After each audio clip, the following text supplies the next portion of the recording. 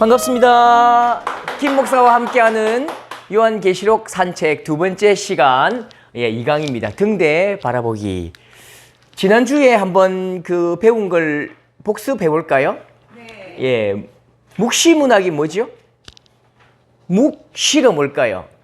묵시가 뭐냐면, 묵시는 어둡고 숨겨진 것을 보여준다는 뜻이지요.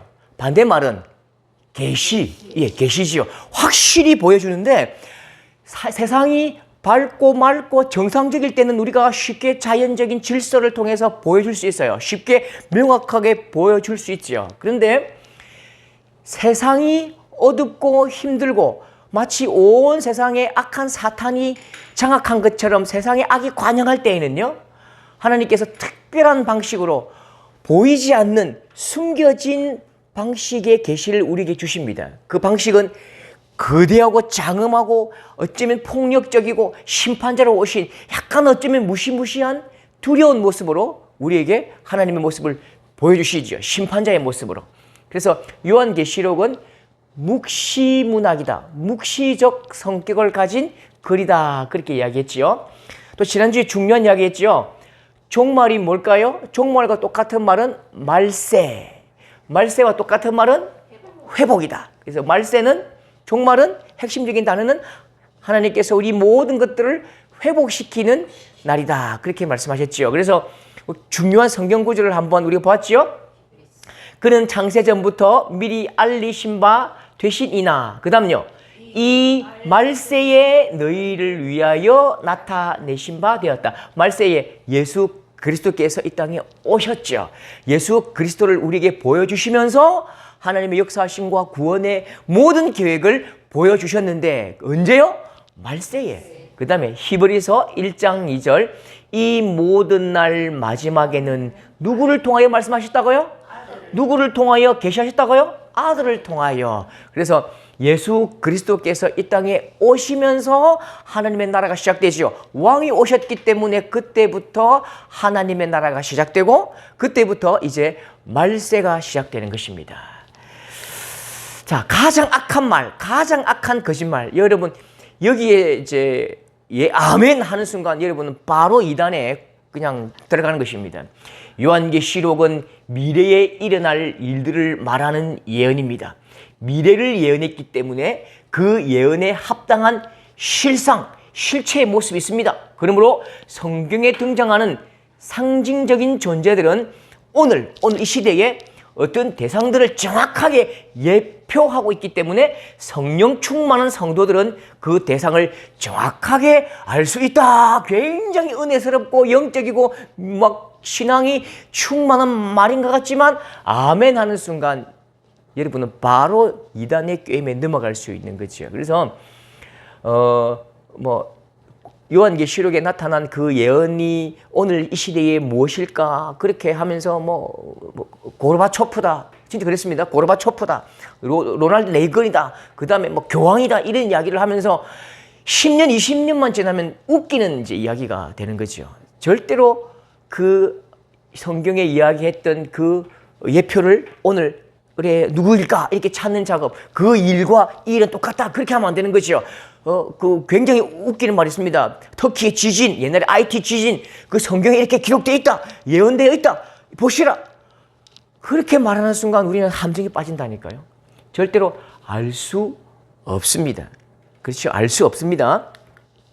자, 요한계시록은 이제 칼빈도 굉장히 고민을 했습니다. 우리가 개혁주의 신앙의 핵심, 개혁주의 신앙을 가르쳐준 우리 칼빈 선생님도 나는 도저히 이 요한계시록을 이해할 수 없다. 그렇게 말하면서 요한계시록에 주석을 쓰지 못했습니다.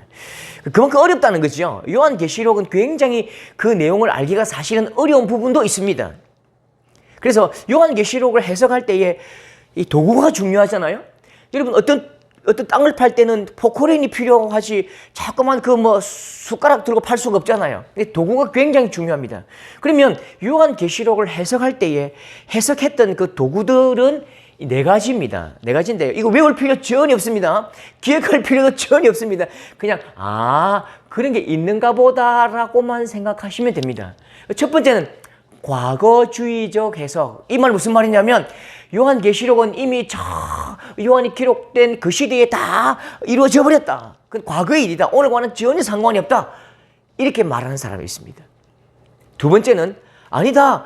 예수님 오신 이후로 역사적으로 그것이 다 성취되었다. 이렇게 말하는 사람도 있고요. 미래주의적 해석. 이게 굉장히 위험합니다. 이 요한계시록은 내가 지금 해석하는 나로부터 미래에 일어날 일들이다. 모든 파괴적이고 심판적인 모든 일들은 내가 지금 읽고 있는 이 독자의 오늘 이 시대로부터 미래의 일이다. 이렇게 말하는 사람들이 있습니다.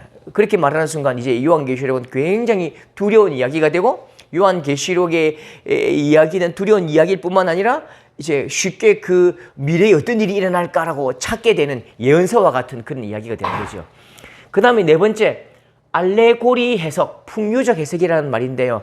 요한계시록에 나타난 많은 비유들은 그냥 많은 이야기, 상상들은, 이미지는 비유다. 그리고 우리에게 그냥 교훈을 주기 위한 하나의 그냥 이미지지 오늘 우리 시대와는 상관이 없다. 그렇게 이야기하는 사람들이 있습니다. 네 가지 모두 다 어떨까요? 장점도 있지만 심각한 단점이 있습니다. 그래서 이것이다라고 답할 수 없는 거예요. 그러면 우리가 이 내용, 이 네 가지를 딱 발판으로 삼아서 정답은 아니지만 그래도 건강한 해석이 뭘까요? 가장 건강한 모습이 뭘까요? 자, 밑에 보십시오. 다 같이 읽어볼까요? 시작. 정치, 경제, 사회, 문화, 역사, 문학, 이념, 사상 등의 다양한 방법을 통해 일관성 있는 해석과 비평이 필요하다. 이게 무슨 말이냐면요. 조금은 더 이성적이고 상식적이고 보편적이어야 된다는 거죠. 이 기록된 이 성경도 그 당시의 상황을 가지고 문화를 가지고 기록됐기 때문에 요한도 그 시대의 사람이고 그 1세기 교회도 그 시대의 사람이잖아요. 그 시대의 사람으로 그 사회가 가지고 있는 문제와 언어와 문학과 비평과 이념과 사상이 있다고요. 그것들을 한번 꼼꼼하게 살펴보아야 된다라고 이야기합니다.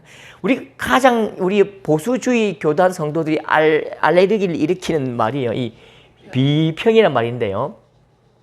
비평을 이야기하면 아니 거룩한 하나님의 말씀에 어떻게 비평의 잣대를 대냐라고 말하면서 굉장히 신앙 좋은 척 하는데요. 비평은 비난이 아닙니다. 비난이 뭐지요? 니 틀렸잖아 라고 이야기하는 거잖아요. 비평은요. 살펴보는 것입니다. 살펴보는 것이죠. 우리가 굉장히 어려운 영화가 있어요. 제가 볼 때 굉장히 어려운 영화, 한국 영화, 황해 이런 영화 혹시 보셨습니까? 봐도 모르는 영화인데. 근데 재밌는 게 있어요. 유튜브에 황해 영화 비평 해가지고 그 영화를 딱 보는 그 영화에 대한 비평 설명을 들으면, 전문가의 설명을 들으면 그 영화가 이해가 돼요. 우리 청년들하고 내가 인생일 때 가장 감동적인 영화 고지전을 봤거든요. 여청년하고 이야기를 하는데 목사님 그 영화가 뭐 너무 이해도 안 되고요. 막 전쟁 영화고 사람 죽이고 막 뭐 재미없대요. 내가 어머야 하면서 처음부터 끝까지 그 영화 감독이 말하는 사상, 생각, 주장 그 영화의 하나의 장면이 말하는 것이 무엇인지 해서 꼼꼼하게 설명을 했냐니까요. 그 자매가 그렇습니까? 한번 더 봐야 되겠네요. 그런 좋은 영화입니까? 라고 이해를 하더라니까요. 비평이라는 것이 뭐냐면 정치적으로 어떤 모습이었을까? 경제적으로 얼마나 좀 문제가 있었을까? 사회적으로 어떤 상황이었을까? 언어적으로 어떤 모습이었을까라고 살펴본다고요. 꼼꼼하게 살펴본다는 말이 비평입니다. 그래서 비평하지 않으면 우리는 알 수 없어요. 비평을 해야 바른 해석을 한다고요. 바른 해석을 하지 못하면 거짓 해석에 속아 넘어가는 거죠. 그래서 이 모든 상황들을 한번 꼼꼼하게 살펴봐야 된다. 정직하게 또 상식적으로 이성적으로 보편타당하고 일관성 있는 해석이 필요하다. 그 다음에 두 번째요. 시작. 절대적 하나의 잣대로 환원할 때 이단의 수렁에 빠지기 쉽다. 여러분 보세요. 환원주의라는 말 아십니까? 자, 뭐 이거 안 돼요. 너무 아파요. 너무 머리 아파요. 기도하면 되지. 성도가 기도하면 될 거 아니야. 직장이 어려워. 직장 좀 어려워요. 기도하면 되지. 우리 부부가 갈등이 심해요. 기도하면 되지.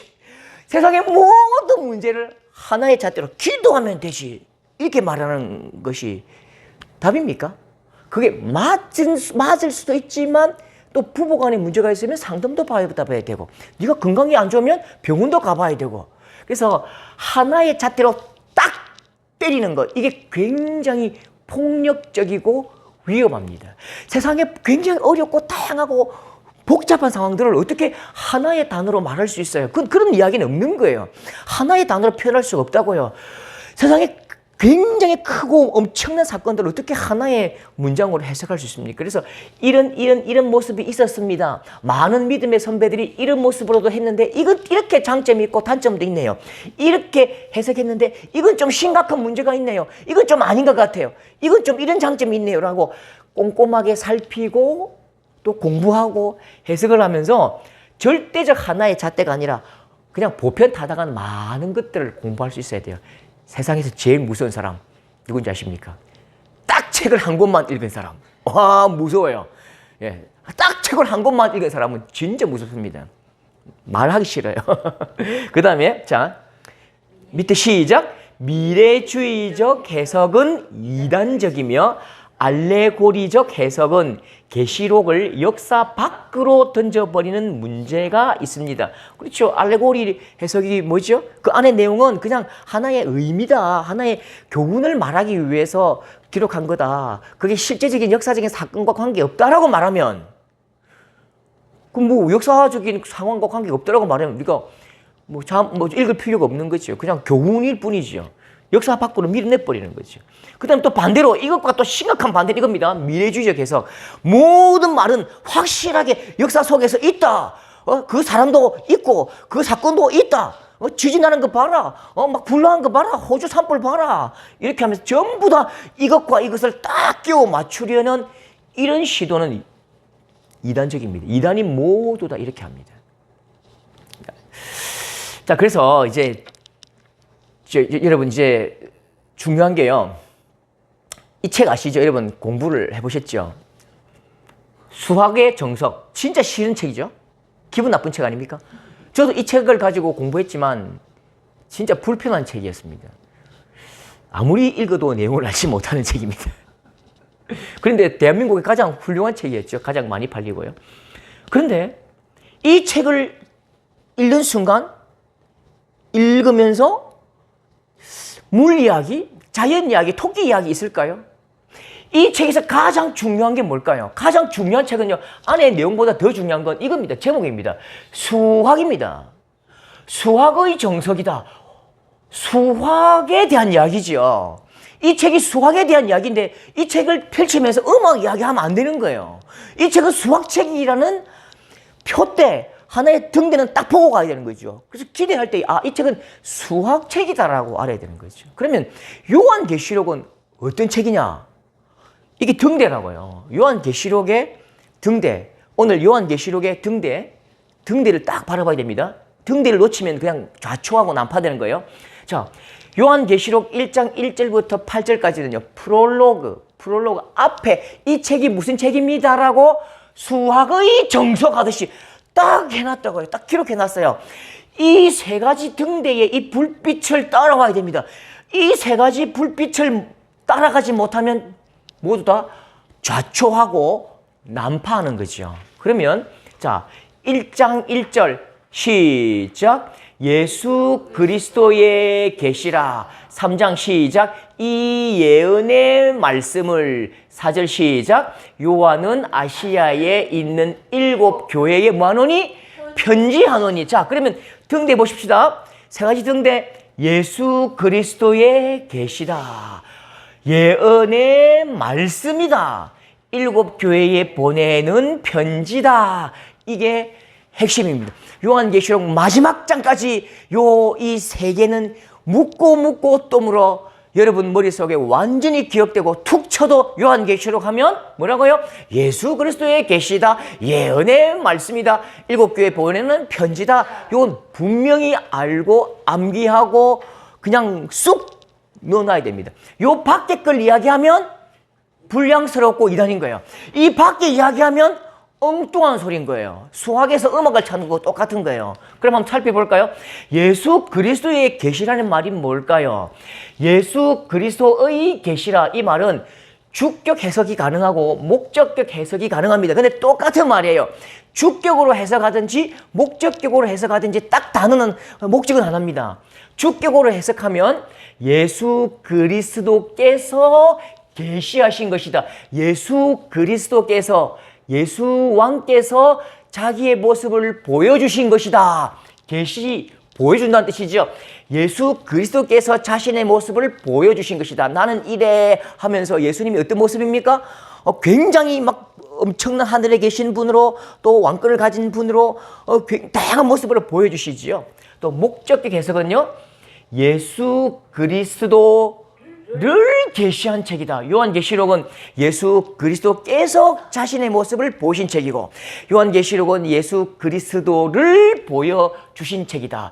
예수가 그리스도라는 사실을 보여주셨지요. 그래서 요한계시록이 보여주고 싶은 것 6글자는요, 예수 그리스도다. 그래서 성경에 요한계시록에 보면 계속 나는 이렇게 말하죠. 여러분 보세요.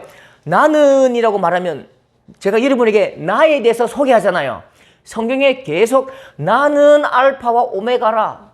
여기 지금 말씀하셨습니다. 나는 알파와 오메가라. 이제도 있고 저래도 있고 장차 올 자여 전능한 자라. 나는이라고 자기를 직접 말씀도 하시지만 또요, 모습으로 보여주신다고요. 하늘의 예배를 받으시는 모습으로, 어린 양의 모습으로, 다양한 모습으로 예수님이 누군지를 보여주시는 거죠. 그 다음에 자, 요한계시록 19장 4절 시작. 24장로와 내 생물이 엎드려 보좌에 앉으신 하나님께 경배하여 이르되 아멘 할렐루야. 자, 신약 성경은 몇 권입니까?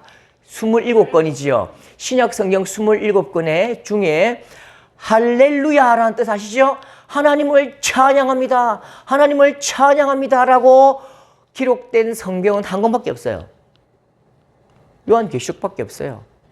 네, 그래서 요한계시록의 핵심은요, 만세에 찬양받으실 그분은 십자가에 달려 돌아가시고 죽으셨다가 부활하신 그분만 만세에 찬양받으실 위대한 하나님이시라고 우리에게 보여주시는 거죠. 그래서 요한계시록의 결론은 우리가 온 성도들이 예수 그리스도, 하나님 대신 예수 그리스도를 찬양합니다. 송축합니다.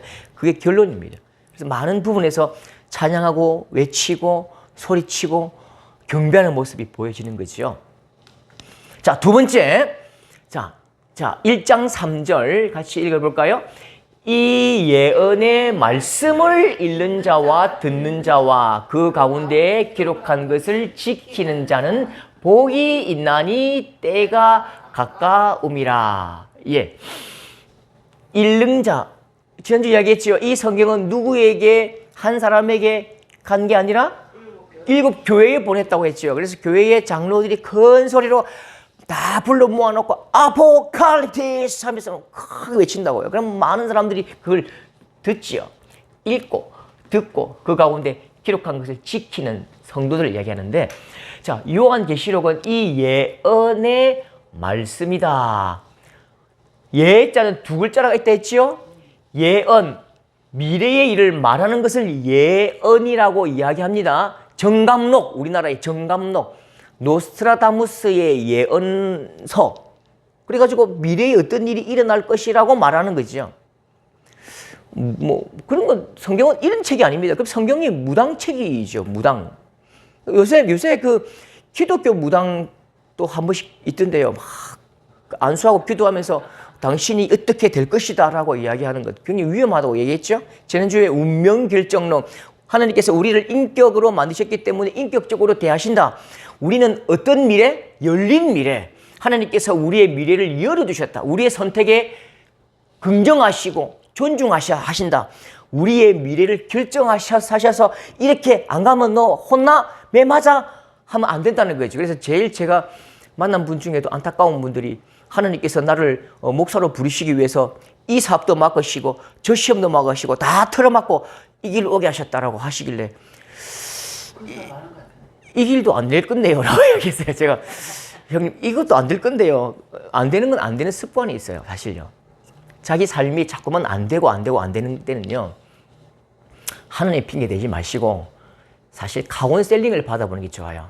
안 되는 습관이 있어요.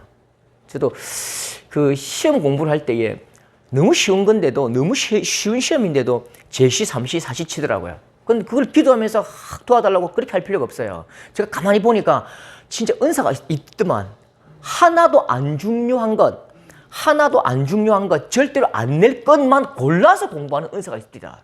그럴 때는 공부할 수 있는, 공부 잘하는 사람에게 티칭을 받아야 돼요. 그래서 제가 도저히 안 돼가지고 신대원 제가 과 대표를 할 때에 안 되겠더라고. 패스를 못하니까 몇 명 불러 모아놓고 공부를 잘하는 한 시간만 해도 그냥 무조건 100점 받는 그분들을 앞에 세워가지고 강의를 시켰어요. 학생을 가르치는 거죠.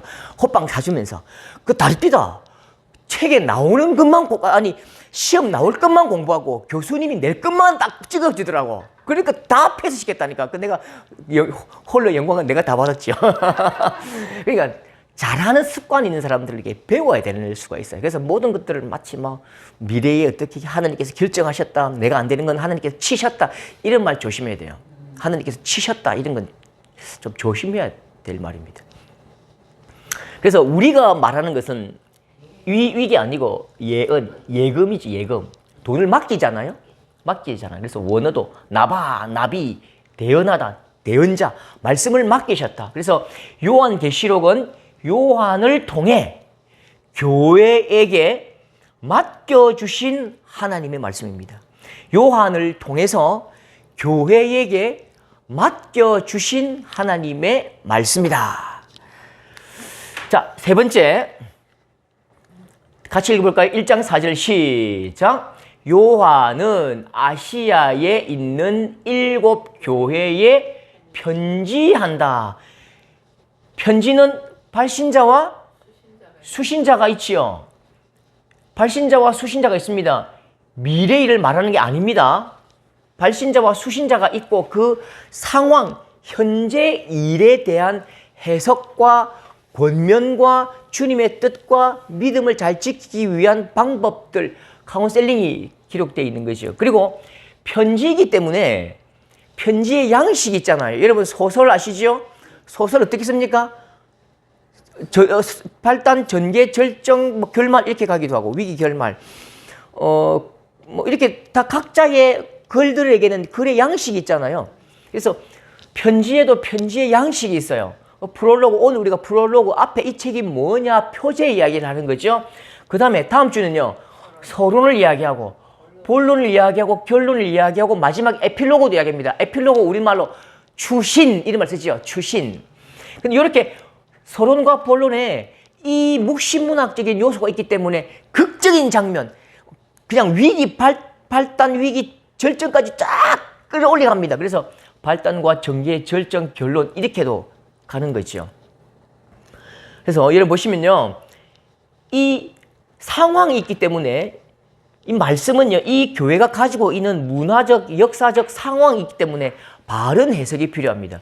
문화와 언어와 상황을 잘 살피는 것이 필요한 거죠. 자, 요거 한번 봅시다. 이 문장 시작. 그때 없던 의미가 오늘 새롭게 창조될 수 없다. 자, 그 당시에는 없었어요. 그 당시에 그 성도들도 그런 생각이 없었고 그 교회에도 그런 사상이 없었고 그 성경에도 그런 내용이 없는데 오늘 21세기 우리 성도들이 큐티하면서 덜렁 나타나는 생각, 이거 조금 위험하죠. 그래서 제일 중요한 것은 그 시대의 그 상황에서 그 말씀이 어떤 의미였는지를 살펴보아야 되는데 오늘 2000년 지난 후에 오늘 우리 이 문명화된 시대에 갑자기 글자 한 글자 두 글자 보면서 끼워 맞춰가지고 오늘 이건 새롭게 마치 발견한 것처럼 막 교훈이라면서 그렇게 의시되는 것은요. 그게 조금 위험한 생각이지요.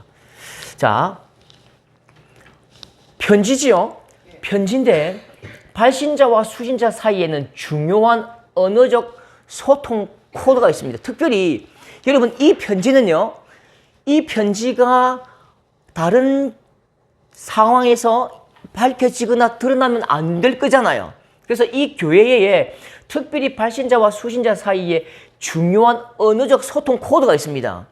우리 어릴 때 그런 장난 많이 하잖아요. 우리가 내가 좋아하는 여자친구 있을 때에 기억해서 뭐 김이면 2 해가지고 벽에다가 나는 363425를 좋아한다. 그렇게 장난을 쳐봤잖아요. 그런 우리나라에 있었지만 여러분 이게 로마 당시에도 그런 장난이 있습니다. 우리는 지금 아라비아 숫자를 쓰지만 이 당시에 언어를 가지고 헬라어 히브리어를 가지고 이렇게 번호를 매깁니다. 번호를 매기는 장난이 있어요. 그래서 그 폼페이의 벽화에 보면 나는 545인 그녀를 사랑한다 이런 장난이 있다고요. 히브리어도 그런 장난이 있습니다. 그걸 게마트리아라 부릅니다. 게마트리아. 그래서 지금 여기는요 7교회에 보내는 편지는 각자 그 소통 코드가 있는데 보세요. 짐승이라고 말할 때에는요 황제를 말합니다. 그리고 666은요 네로 카이사르 황제를 이야기한다고요. 그 다음에 인친다는 말은요 이마에 인친다? 이마에 인친다는 건요. 지금 우리 식으로는 잘 이해가 안 되는데 이마에 인치는 것은 이건 내 소유다라고 말하는 거죠. 주인이 종이나 그 뭐죠? 소나 양에게 이마에 인치면서 이건 내 소유라고 말하는 거죠. 그래서 요한계시록 13장 보면요. 그 오른손에나 이마에 표를 받게 하고 누구든지 이 표를 가진 자 외에는 매매를 못하게 하니 이 표는 곧 짐승의 이름이라. 짐승의 이름이라 황제의 이름이나 그 이름의 수다 666 이야기한다고요. 나중에 666이니 666은 황제 네로 카이사를 이야기하는 거죠. 그 다음에 어린 양이 시온산에 섰고 그와 함께 14만 4천이 서 있는데 그들의 이마에는 뭐가 있다고요? 어린 양의 이름과 그 아버지의 이름을 쓴 것이 있더라. 14만 4천 명에는 어린 양의 이름과 아버지의 이름이 다 새겨진 인이 있고 여기는요 짐승의 이름이나 그 이름의 수에 대한 의미가 있는 거죠. 이 핵심이 두 가지 의미가 뭘까요? 과연 당신들은 누구의 소속이냐? 인침이란 소유자의 이름이잖아요. 그 당신 이 사람들은 악한 사탄 마귀의 소유고 이 사람들은 하나님의 사람이다라는 건데 이마에 표를 받게 하고 누구든지 이 표를 가진 사람들은 매매를 못하게 하니까 이 표가 뭘까? 바코드다. 666 바코드다. 바코드를 베리칩을 여기에 새겨가지고 이걸 이제 찍으면서 이게 없는 사람들은 매매를 못하게 할 것이다. 그래서 바코드를 받으면 안 된다. 생체 안에 바코드를 입력하면 안 된다. 그게 666이고 너는 그럼 지옥 간다라고 말하는 게 그건 코미디죠. 웃긴 이야기죠. 예. 자, 이렇게 오늘 이제 2강 표제 등대를 바라보기 우리 요한계시록이 어떤 책인지에 대해서 이야기해 봤는데요. 자, 그러면 다음 3강에는 이제 서론으로 들어가겠습니다. 자, 오늘 이 시간 유익했습니까? 네. 예. 자, 다음 시간에 만나겠습니다. 감사합니다.